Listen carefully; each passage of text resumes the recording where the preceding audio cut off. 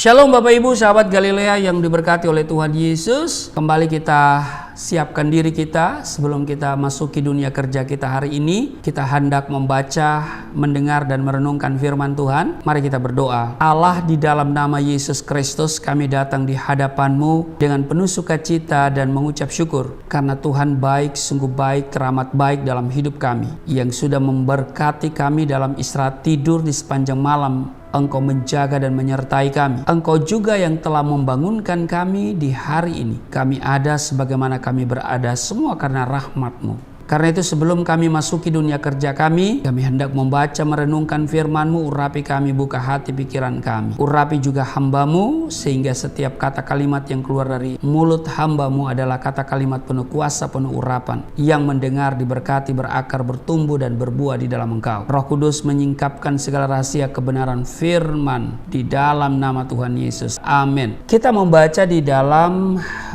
Lukas pasal 5 ayat 37, 38 dan 39. Demikian juga tidak seorang pun mengisikan anggur yang baru ke dalam kantong kulit yang tua. Karena jika demikian, anggur yang baru itu akan mengoyakkan kantong itu dan anggur itu akan terbuang dan kantong itu pun hancur. Ayat 38. Tetapi anggur yang baru harus disimpan dalam kantong yang baru pula. Ayat 39. Dan tidak seorang pun yang telah minum anggur tua ingin minum anggur yang baru, sebab ia akan berkata anggur yang tua itu baik. Demikian pembacaan Lukas pasal 5 37 sampai 39. Nah, Bapak Ibu sahabat Galilea yang diberkati oleh Tuhan Yesus, pernyataan ini harus kita tanggapi dengan serius. Ini merupakan suatu peringatan. Anggur lama ini berbicara mengenai cara keberagamaan atau pola keberagamaan yang selama ini telah membelenggu atau mengikat kehidupan rohani orang Yahudi.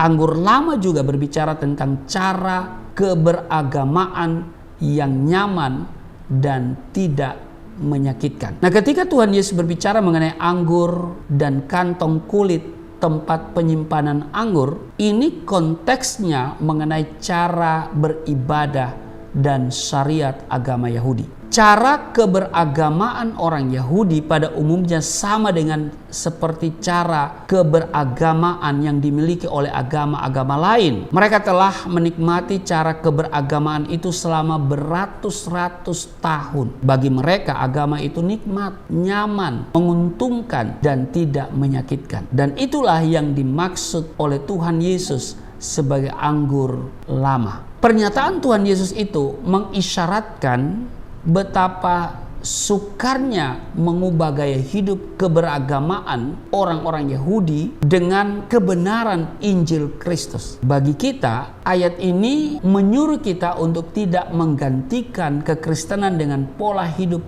keberagamaan. Jika kekristenan sampai menjadi suatu keberagamaan, maka kekristenan tersebut akan menawarkan sesuatu yang nyaman, tidak menyakitkan, dan menguntungkan bagi pemeluknya. Hal ini sangat bertentangan dengan kebenaran Injil yang Tuhan Yesus tawarkan. Kekristenan yang benar itu menyakitkan.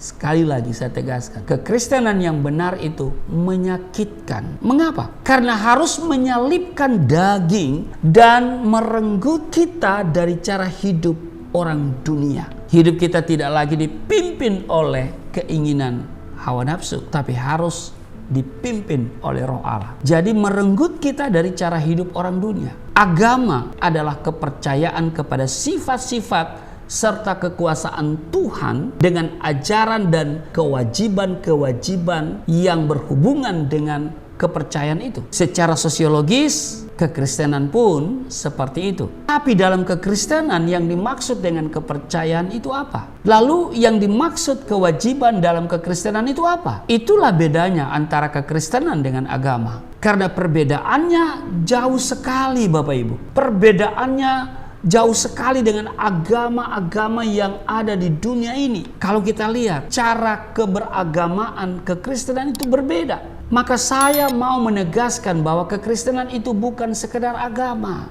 Amin. Kekristenan itu bukan hanya sekedar beragama, tapi kekristenan itu adalah jalan kebenaran untuk menuju hidup yang kekal, yaitu surga yang kekal. Amin. Agama-agama pada umumnya memiliki ritual dan liturgi yang baku, hukum-hukum yang legalistik dan sangat formil. Sedangkan dalam kekristenan, hidup umat setiap hari adalah liturgi yang sejati. Tidak ada rumusan hukum syariat yang rumit yang mengatur setiap langkah kehidupan umat. Dalam kekristenan hanya ada satu hukum yang disebut dengan hukum kasih. Inilah hukum yang utama. Dalam agama-agama, peran tokoh agama sangat menentukan tingkat kerohanian jemaat. Tetapi dalam kekristenan, peran tokoh agama atau hamba Tuhan tidak boleh dominan. Mereka hanyalah alat untuk mengantar jemaat mengenal Tuhan secara pribadi. Sebaliknya, jemaat harus berusaha sendiri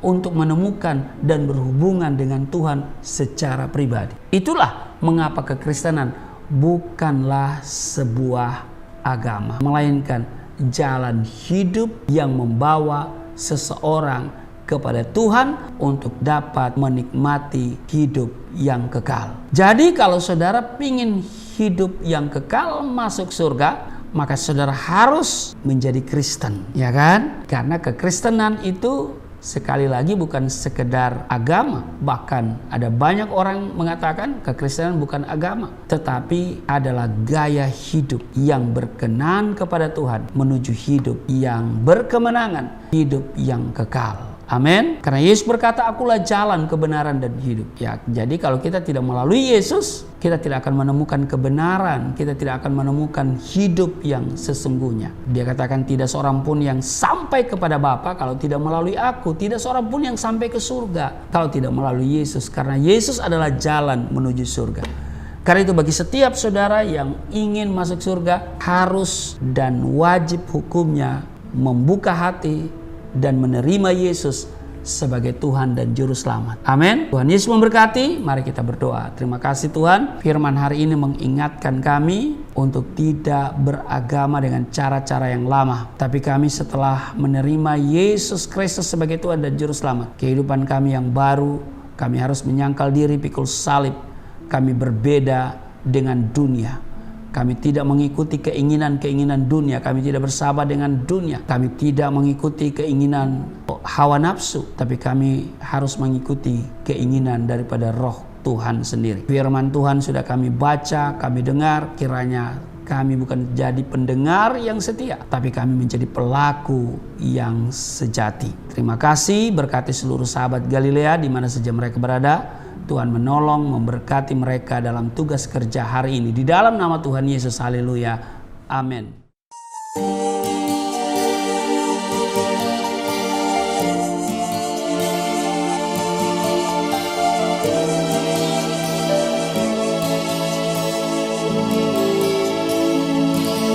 Bapa kami yang di surga, dimuliakanlah nama-Mu. Datanglah kerajaan, jadilah kehendak-Mu di bumi seperti di surga.